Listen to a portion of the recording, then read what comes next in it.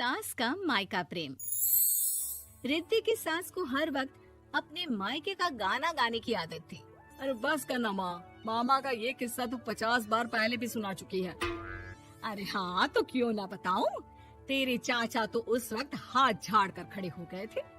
तब मामा ही था तेरा जो आगे आया और मदद की। देखो अब ठीक है ना, जो हो गया सो हो गया। क्यों एक बात को हमेशा गाती रहती हो।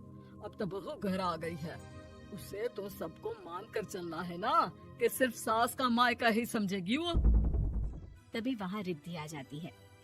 माँ, आज मैं घर जा सकती हूँ? माँ को मेरी बहुत याद आ रही है।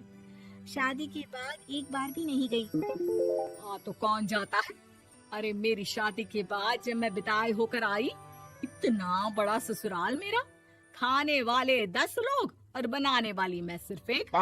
ऐसा लग रहा था जैसे सिर्फ खाना बनाने के लिए ही ब्याह किया है। वो तो मेरा भाई था, गांव से एक काम करने वाली चाची को भेज दिया जो मेरा हाथ पटाती थी, और उसको पैसा, खाना, कपड़ा, रहने के लिए कमरा, वो सब किसने दिया था? तुम्हारे भाई ने।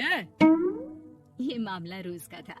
ससुर भी जब गुस्सा होते तो वो सारी बात कह देते जो उनके मन में इतने समय से चल रही थी।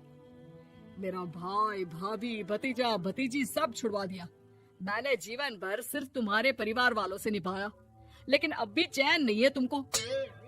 बहू के सामने सास को लगा कि उसकी बेइज्जती हो रही है।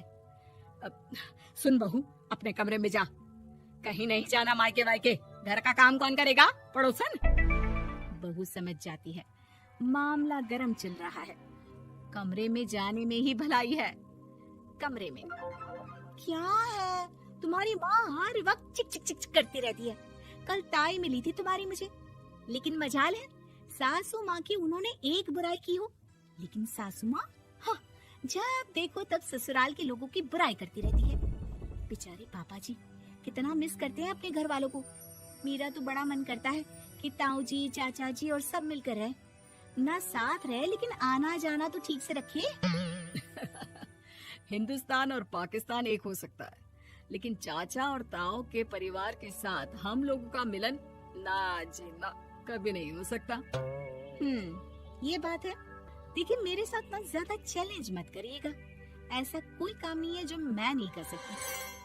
ससुर जी जो कि बहू की बात सुन रहे थे, सामने आ जाते हैं। अरे बेटा, तू ये कर सकती है तो प्लीज मेरा परिवार किसी तरह मुझसे मिलवा दे।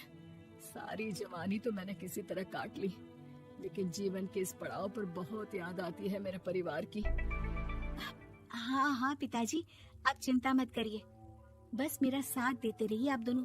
फिर देखिए कैसे माँ जी भी ठीक हो जाएंगी और पूरा परिवार भी एक हो जाएगा। थोड़ी देर बाद बहू सामान लेकर घर से निकल रही होती है कि मना किया था ना तुझे मायके जाने के लिए, फिर क्यों जा रही है? बहू कुछ कहती इससे पहले ही बेटा बोलने लगता है। क्या है माँ, वो घर जा रही है। वैसे भी उसके माता पिता ने मुझे 10 लाख दिए तब जाकर मेरा काम शुरू हो पाया, वरना तूने मेरे लिए किया क्या है? अरे वाह बेटा, बचपन से पढ़ाया लिखाया, तेरे दुख दर्द में जगी, और आज वो लोग तुझे सही लग रहे हैं। और फिर ससुराल में लड़की खुश रहे, ये तो मायके वालों की जीवन भर की जिम्मेदारी रहती है। तो ये तुमको भी तो सोचना था ना।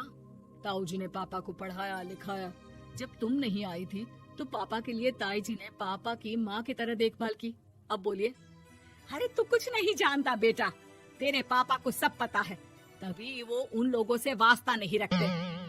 मैं उन लोगों को जानता हूँ, लेकिन मैं तुम्हें नहीं जानता कि तुम्हारे मन के लायक काम नहीं हुआ तो तुम घर की शांति बर्बाद कर दोगी।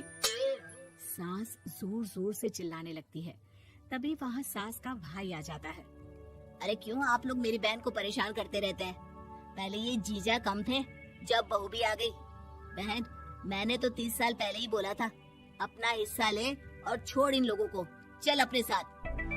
बहू समझ जाती है कि मामा ससुर की नजर किस पर है। देखा, तुम लोग मुझे अकेला मत समझना, मेरा भाई खड़ा है आज भी मेरे लिए। बहू मायके जाती है और आते वक्त साथ में एक नौकरानी ले आती है। अरे बहू, कुछ खाने को दे दे। अरे आंटी, क्यों भाभी को परेशान करती रहती हो? उनके भाई ने मुझे जिम्मेदारी दी है। किसी भी चीज की परेशानी नहीं होनी चाहिए भाभी को। जो चाहिए मुझे बोलने का। आय हाय, बहू के मायके वालों का इतना दखल। ये मेरा घर है, कोई कल का आए इसे पूरा कैप्चर कर ले, ये बर्दाश्त नहीं होगा मुझसे। क्या हो गया सासू माँ? क्यों सुबह सुबह चिल्ला रही हैं? चमेली, ओ चमेली, क्या कहा था मेरे भाई ने तुझे? अरे दीदी बहुत तेज है आपकी सासू माँ। मैंने तो बोला कुछ चाहिए तो मांग लो मुझसे। अरे निकल यहाँ से, घर को रेलवे स्टेशन बना रखा है, जो देखो वो घुमा जा रहा है यहाँ से वहाँ। ये कहीं नहीं जाएगी। ये जाएगी तो घर का काम कौन करेगा? मैं। हाँ, और क्या करती है बहुएं?